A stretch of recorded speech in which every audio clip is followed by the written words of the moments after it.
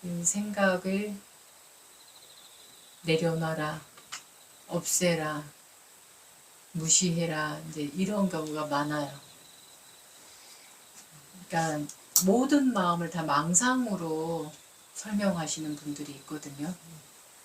근데 그렇지 않다라는 얘기를 하시는 거예요.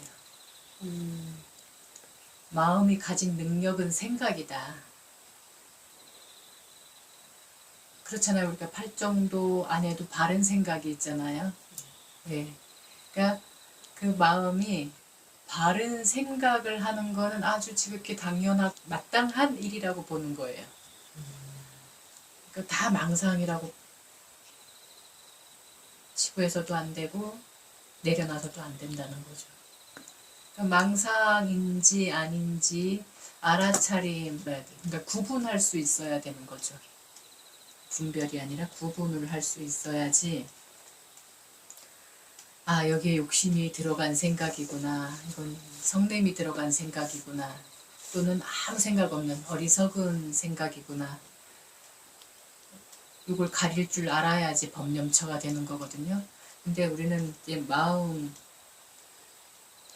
하는 그 생각이라는 능력을 못하게끔 알게 모르게 교육받아 온 게 있어서 그냥 불자가 아니더라도 어떤 분들은 그냥 이렇게 뭐 인문학으로 또는 상식으로 또는 지식으로 이런 스님들이 하시는 말씀을 이렇게 들은 걸 가지고 같이 일반 대화 속에서도 이제 한 번씩 써 먹잖아요.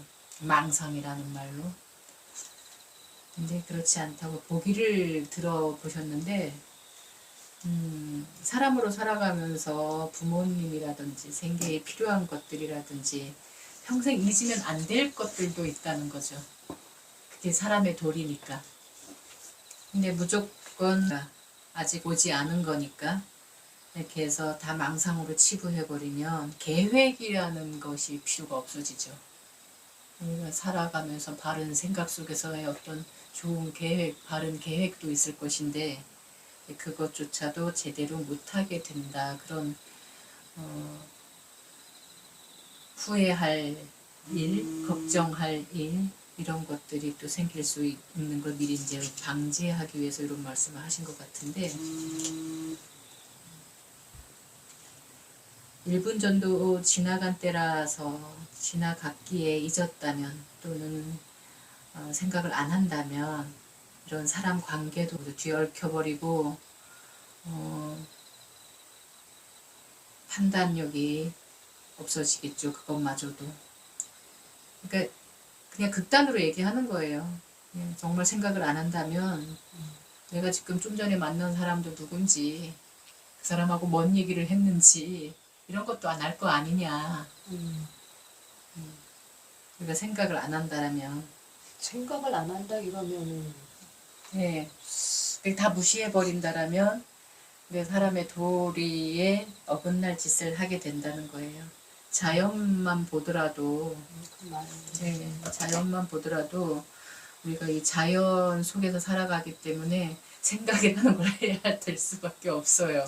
아니 그거는 하고 안 하고 그런 게 아니라 그냥 늘 예. 뭔가 항상 이렇게 근데 수행이라는 이름으로 자꾸 무시하게 만들고 망상으로 치부해버리게 만들기 때문에 이게 이제 미얀마 선언에서 주로 있는 일이다 보니까 이분이 이제 거기를 예를 드는 거예요. 거기 예를 들어서 이렇게 이제 얘기를 하는 것이죠. 그냥 어떤 생각이 일어났어요 하면은 끄달려 가지 말라고 하고 내려놓으라고 하고 이렇게 지도를 해주시는 분들이 있으니까 이제 그 폐단에 대해서 지금 설명을 하시는 거예요. 우리나라는 아마 이 정도까지는 아닐 거예요. 근데 자꾸 이제 이런 수행처를 찾아다니시는 분들은 또 그렇게 가르쳐주면 그게 또 수행의 정말 바른 방법인 줄 알고 또 따라서 하려고 하거든요. 생각을 안 일으키려고. 특히 우리나라 불교에서도 이제 화두를 주면은 화두만 잡고 있으라고 그러지 생각을 못하게 해는 건 맞아요. 화두만 성성하게, 네, 자나깨나 앉으나 서나 오로지 화두만 잡으라고 하거든요. 근데 미얀마의 이제 어느 수행처 같은 경우에도 집중 수행을 처음에 시키는데 그 집중 수행 가지수가 우리 저번에 봤잖아요. 몸을 관하는 게 32가지가 있고 뭐가 몇 가지가 있고 막 해가지고 그 가운데 요즘 세상에서 가장 이제 하기 쉬운 그 주제를 몇 가지를 줘요. 그래서 그것만 언제나 서나 그것만 바라보게 하고, 그래서 눈을 감아도 그게 떠오르고 눈을 떴어도 그게 앞에 떠오르면은 집중이 지금 그 수행이 잘 된 상태로 보는 그럴 정도로.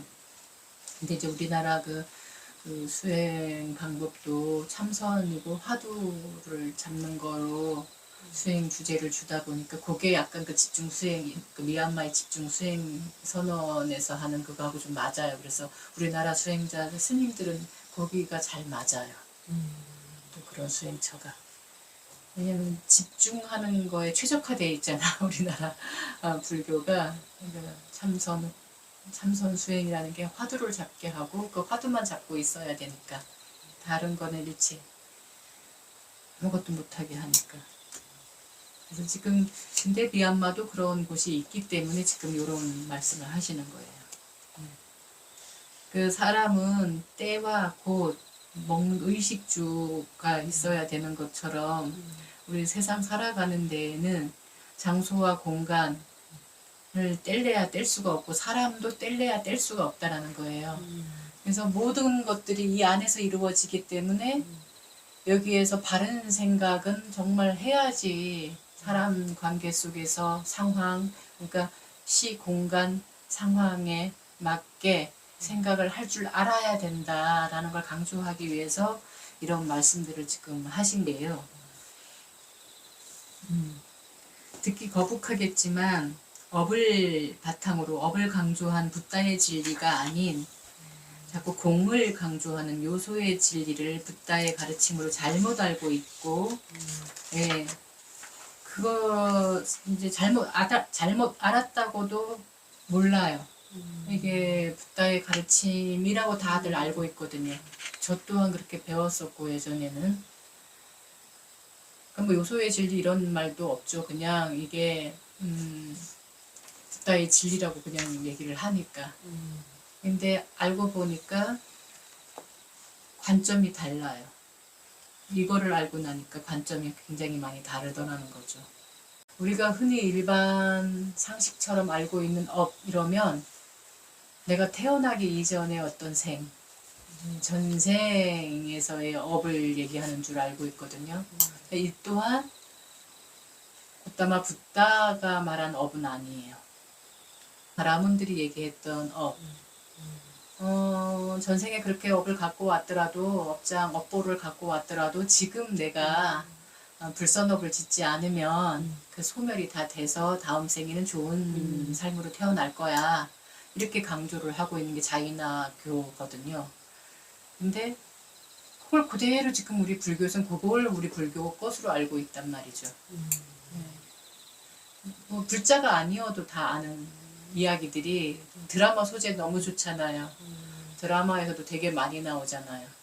전생에 그 얽힌 어변 때문에 지금 이 생에 와서도 막 얽히고 설켜가지고 그 과보를 받고 있다라는 그 내용의 드라마, 영화 이런 것들은 소재가 너무 많아요. 근데 그게 알고 보면 이제 자이나 교에서 했던 얘기들이라는 거예요. 그래서 붓다는 제가 늘 많이 강조하는 말이지만 그 자이나교 수행자들하고 많이 논쟁을 해요. 너네 왜 이렇게 고행을 하냐? 왜 전생에 갖고 온 업보 때문에 그런다. 얼마나 갖고 왔는데 그러냐? 모른다. 그럼 얼마나 닦았냐? 모른다. 얼마나 남았냐? 모른다. 모르는 걸 갖고 왜 하고 있냐?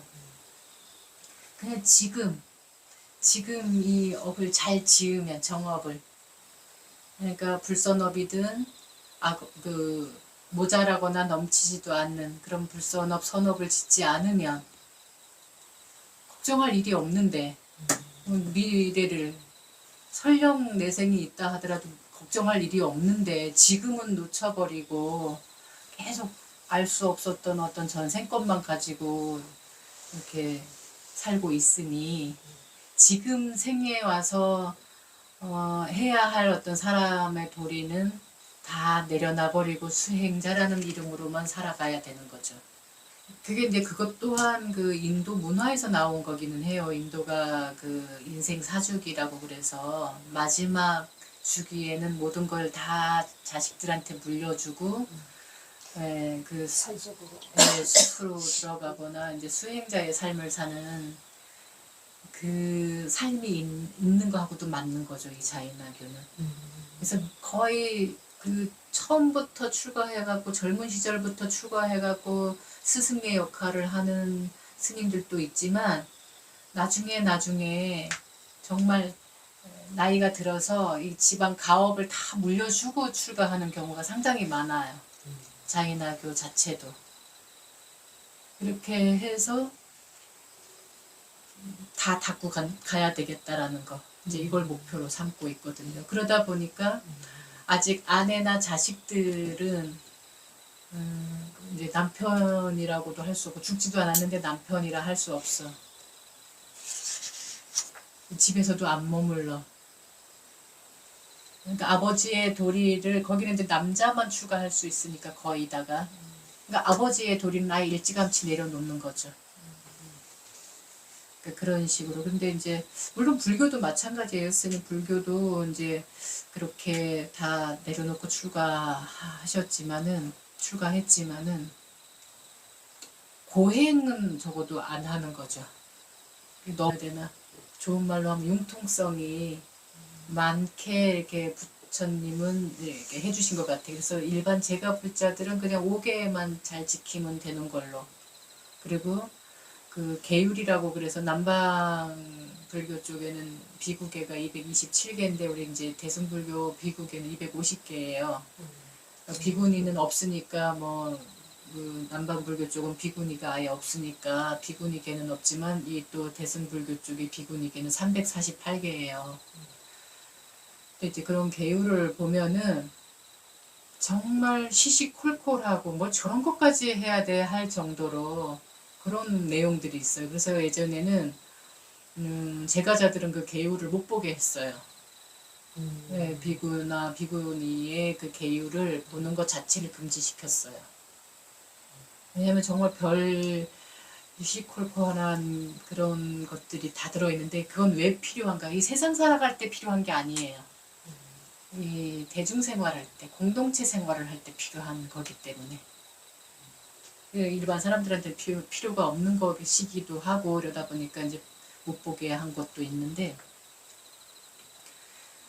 그런 그 내용 안에 이제 농사를 지어서도 안 되고 장사를 해서도 안 되고 뭘 생산해내서도 안 되고 돈을 벌어서도 안 되고 아무튼 노동에 땀을 흘리면 안 된다라고 계율에 돼 있어요. 그래서 이제 남방불교 쪽의 스님들은 정말 일을 안 해요. 아무것도 안 해요. 빗자루도 안 들어요. 근데 이 대승불교의 특히 한국 불교는 울력이라는 이름으로 그 다음에 예전에는 산속에 절들이 또 많고 절에 딸린 농토가 많았어요.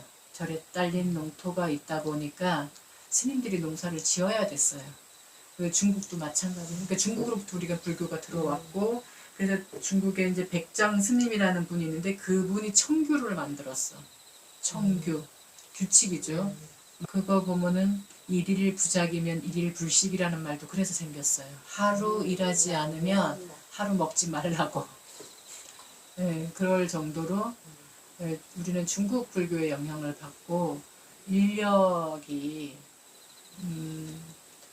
기후가 막 산모작을 하는 인도처럼 막 산모작을 하는 곳도 아니고 공간이 절이라는 곳이 인가하고도 좀 뚝뚝 떨어져 있는 산속이고 왜냐면 중국도 이게 도교 영향이 있다 보니까 좀 산속에 있고 이러고 또 달마 스님이 인도에서 중국으로 들어왔을 때 저작거리에 바로 스며들지를 못했기 때문에 그 당시 중국 도인들이 이렇게 공부하는 곳 같은 데를 가서 거기에서 또 이분도 그 굴 속에서 수행을 하고 이러다 보니까 그게 오늘날의 그 중국 불교의 기본처럼 이렇게 여기는 분들이 있는데 어쨌든 이 규율은 그 나라로 들어가고 이렇게 이제 그 나라에 맞게 정착이 되고 새롭게 만들어진 것도 우리나라 같은 경우 또 종헌 종법도 달라요. 종단에 따라서도 이게 또 규칙이 또 다르거든요. 어쨌든 이런 식으로 하면서 부처님 계율은 계율대로 이렇게 하다 보니까 348개나 됐고 아, 네, 저기 남방 쪽은 227개 차이가 굉장히 많이 나잖아요. 100개 이상 나잖아요. 그 공동체에서 그런 규칙을 어기면 또 문제가 되나요? 네, 그 남방에서는 네 가지를 되게 중요하게 여기서 그 빠라지카라고 그래서 그거를 어기면 쫓겨나야 돼요. 제명당이에요, 제명. 그런데 우리나라 불교도 그렇죠.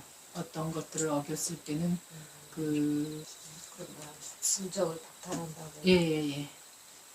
뉴스에 막 나오고. 그런 일들이 있어요.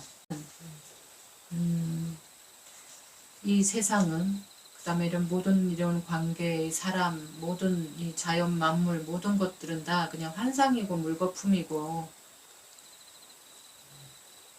이슬 같고 그 금강경 맨 마지막 사부계에 이게 나오거든요. 여로용 여전 여몽한포영이라는 말이 이제 이 말이에요.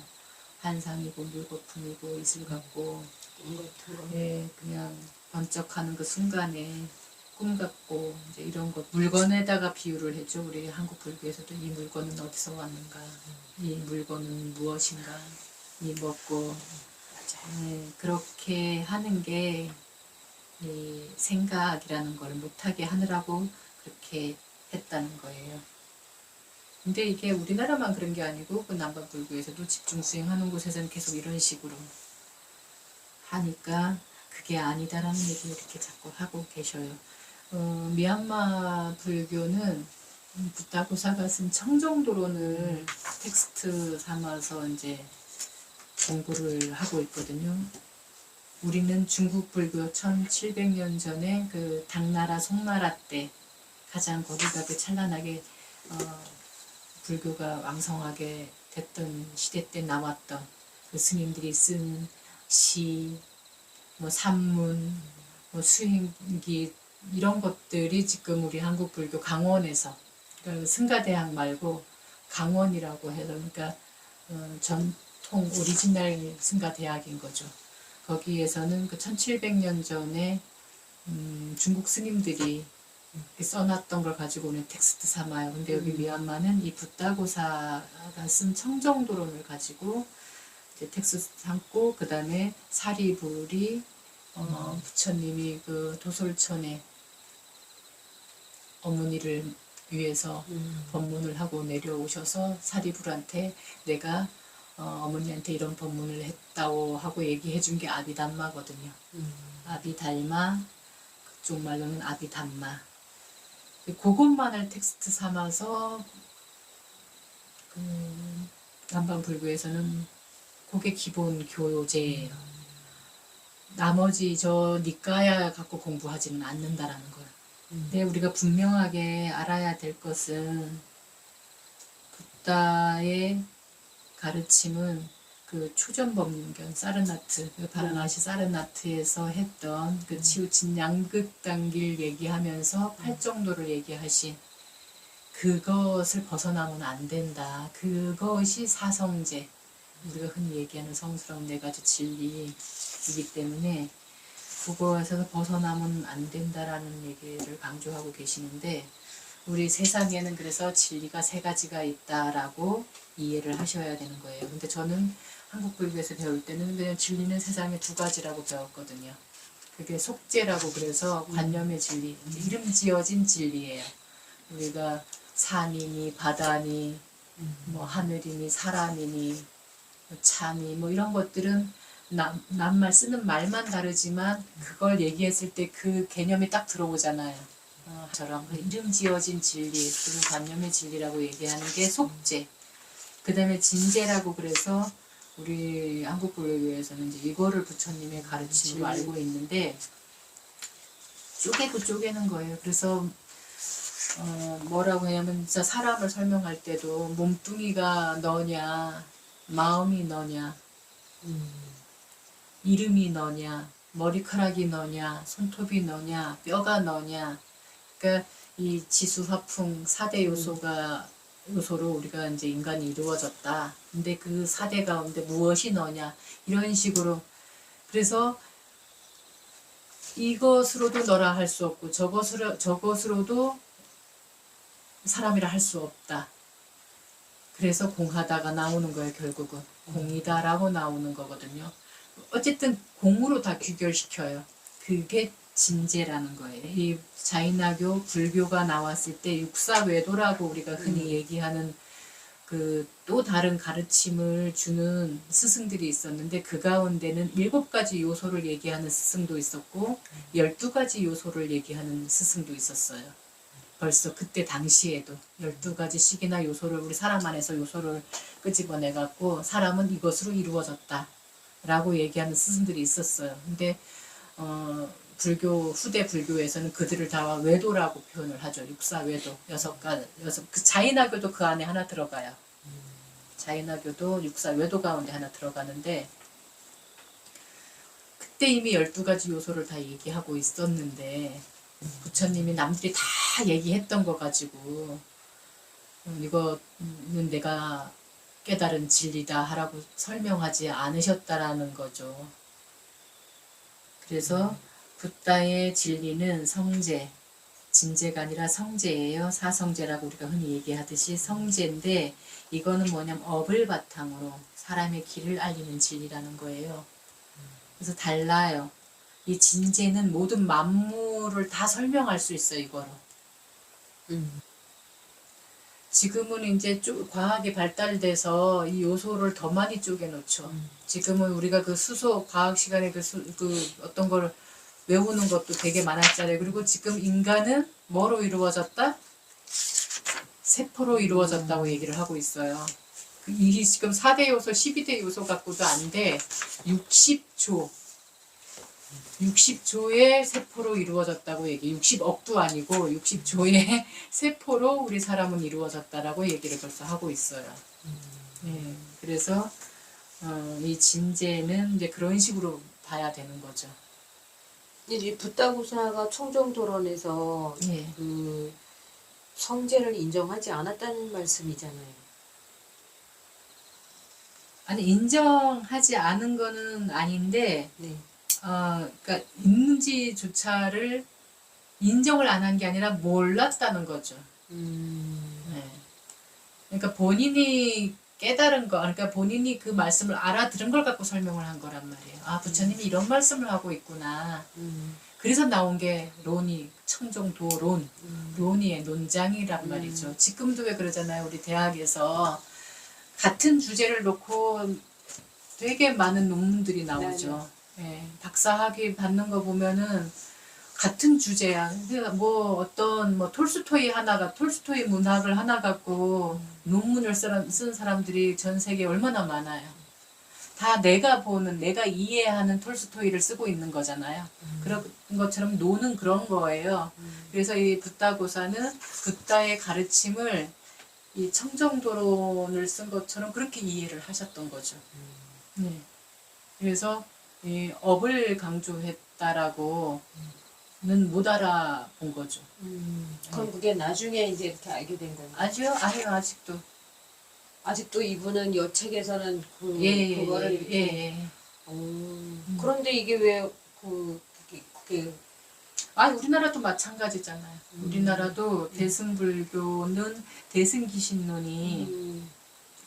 대승기신론 그리고 대승불교 경전이 따로 있잖아요. 네. 저거 서로 인정 안 하잖아요. 저 지금 저 남방불교 초기불교의 저 오분이까야와 이 대승불교의 금강경, 뭐 법화경, 화엄경, 능엄경, 능가경, 원각경, 승만경 뭐 이런 수많은 경전들이 여기도 있단 말이에요. 그거 인정 안 하죠, 저기서는 또. 그런 속에서 그래도 누군가는 이거가 부처님 말씀인 줄 알고 해봤는데 끝끝내 이 탐진치를 소멸하기는커녕 자꾸 사람들하고 멀어지고 있구나.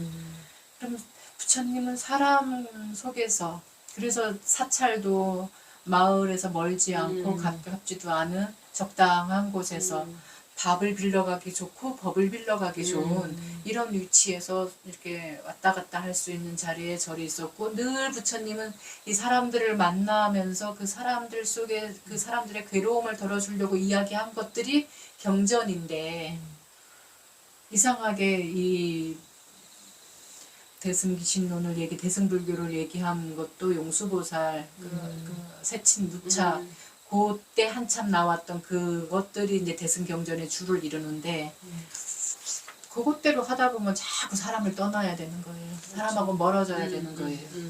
미얀마도 마찬가지고. 그래서 이제 이 글을 이 단말을 쓰신 분도 미얀마 분이지만 해보니까 자꾸 이 사람들마다 선원장들마다 다른 말을 하고 있는 거예요. 우리나라 불교도 똑같고 우리나라 절에도 이 스님은 연불 열심히 하라고 그러고 이 스님은 수식관 열심히 하라고 그러고 이 스님은 절 열심히 하라고 그러고 어떤 분은 사경 열심히 하라고 그러고 어떤 분들은 참선 열심히 하라고 다 다른 거예요. 네네. 다른 이유가 뭐냐 자기가 이해한 만큼 그것만 하고 있는 거기 때문에 그런데 가만히 보니까 그 결과라기보다는 과정과 결과를 같이 보니까 결국은 사람들하고는 자꾸 멀어진다는 거죠. 그리고 정말 우리나라는 그래도 좀 덜한데 미얀마는 아예 분리가 돼 있어요. 스님들이 단기 출가 신뷰 때 스님이 된 스님들은 빨리 된 스님들은 뭐 6, 7살에도 절집에 이제 그때 신뷰 때 들어가갖고 그대로 사는 스님들이 있거든요. 그러면서 똘똘해. 그러면 19살, 그러니까 만 19년 5개월 전에 법사 자격증을 다 따놔요. 시험을 봐서. 단마짜리야 그 시험을 다 통과해갖고 그 이상도 해는 똑똑한 스님들은 그 이상도 다 해나 뭐 비암사가 되든 삼장 스님이 되는 것도 막 이렇게 도전을 해요. 똑똑한 스님들은 비국에 받기 전에 벌써 막 도전을 하고 있어요. 근데 그렇게 7, 6, 7, 8, 9살 이렇게 들어오면은 세속의 교육은 하나도 안 받아요. 세속의 교육은 국어, 산수, 뭐 영어, 뭐 이런 그 정규 교과서의 교육은 하나도 안 받아요. 오로지 절집 이것만 아비담만 딸딸딸딸 외우는 것부터 해갖고 그냥 그렇게 그 공부만 해요. 그러니까 어떻게 인식을 하냐면은 스님들은 법문을 할 때 반드시 경전만으로 법문을 해야 된다. 그리고 일반 신도들은 스님들은 세상을 몰라. 그렇게 생각할 수밖에 없을 것 세상을 같아요. 경험하지 않았으니까 세상 일을 몰라. 그러니까 이런 건 스님한테 물어보는 게 아니야. 고민 나 집에 뭐 이런 일이 있어서 스님 이럴 때 어떻게 이런 얘기 하나도 없어요. 아예 그런 게 서로 그냥 인정을 해요. 다른 세상에 서로 사는 거예요. 그렇죠. 그냥 스님들은 이 경전 저 3장에 나온 그 경전 근데 3장도 다 안 해. 그냥 아비달마를 주로 텍스트 삼아서 그거를 본문에 그냥 활용을 하시는 거예요. 오로지 그 얘기만 해요. 세상 얘기하면 안 돼. 거의 공식처럼 그렇게 인정이 돼 있어요. 그래서 일반 우리 한국 불교는 그래도 막 고민 상담도 해주잖아요. 네, 들어주잖아요. 미얀마는 그게 안 돼요. 지금도 그래요? 지금도. 그런데 어떻게 불교가 그렇게 안 없어지고 잘 살아남을 수가 있지? 그거는 참 신기하네. 그거는 정치 권력하고 같이 붙어 있으니까. 이게 결탁이 돼 있어요. 그러니까 서로 지원해줘요. 사람들한테 이렇게 사람들을 위한 그런 거부가 전혀 아님에도 불구하고 그런 이유로 이 법문을 하는 게 사람들을 위해서 하는 거라고 생각. 미얀마 사람들이 선호하는 선언들이 있어요. 그러니까 현지 선언들이 있는데 그런 선언에는 무슨 때만 가요. 근데 항상 사람들이 있어. 그런데 왜? 12달 가운데 9개가 불교와 관련된 행사예요. 축제 자체가. 다달이 있는데 그 축제가 다 불교 관련 축제예요. 그러니까는 자연스럽게 그냥 예, 그냥 그게 생활처럼 붙어 있어요. 그렇다고 그래서 그게 우리 삶 속에 쓰는 거는 아니고 그냥 이벤트가 항상 그렇게 있다는 거죠. 축제니까. 항상 가사 올리는 달, 뭐 공양 올리는 달, 뭐 하는 달, 뭐 무슨 달 이래갖고 아무튼 12달 달마다 축제가 있는데 9개가 불교와 관련된 축제라고 하면은 말 다 했죠. 그런 식으로 돼 있다 보니까 뭐 수행을 이렇게 지금 정말 수행을 업으로 삼는 우리 한국 분들 같은 경우 특히나 이제 그걸 어떻게든 내가 생활에 이렇게 쓰려고 거기까지 시간 내서 가서 수행을 하잖아요. 미얀마에는 국제선언에 가서 수행을 하고 또 스님들도 그렇고 이렇게 수행을 하러 가면 정말 치열하게 수행을 하세요. 거기 선언에서 알려주는 대로 치열하게 수행하고 인터뷰를 2, 3일에 한 번씩 인터뷰를 해주거든요. 그래서 이제 수행에 도움이 되게끔 이렇게 하는데 현지 선언도 그렇기는 하지만은 현지 선언에는 정말 잘 사는 사람들, 여유롭고 시간 있는 사람들만 와요. 그러니까 그거는 우리나라하고 같더라고요. 우리나라도 지금 시민 선방이라든가 어디 이렇게 그런 선언에 가면 돈이든 시간이든 아니면 절박하든 뭔가가 그런 분들만 거기 가 있어요. 그냥 하루 벌어서 하루 먹고 맞아요. 살아야 되는 한 달 월급 꼬박 받기 위해서 일해야 되는 사람들은 시간 못 내니까 못 오거든요. 근데 미얀마도 그건 똑같아요. 네. 그래서 그 노동자 계층, 농민 계층, 가난한 사람들은 거의 없어요. 다 잘 사는 좀 유지급 되는 사람들, 그런 사람들만 오는데 그들도 그게 나름 스펙이야 또. 나 오늘 어느 선원 갔다 왔어. 이렇게 목에 힘줄 수 있는 이제 그거예요. 그렇다고 해서 그게 뭐 내가